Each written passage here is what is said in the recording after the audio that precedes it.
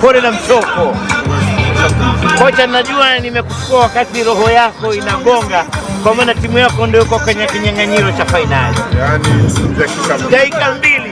Kocha, kutayarisha michuano kama hiyo ni mara ya pili. Leo una furaha gani na unaona malengo yamefikia kwenye nafasi yake? Hayafika kawaida, ila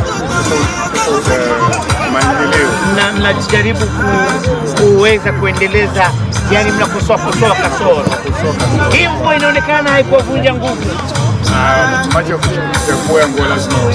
Wachezaji mnapenda mvua, ndio maana leo hakuna kugawa maji.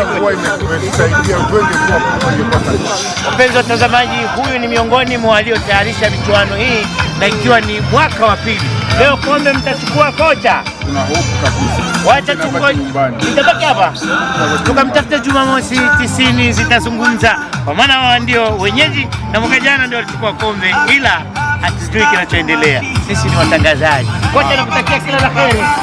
Mwaka kesho itakuwa zaidi na kupita. Asante sana.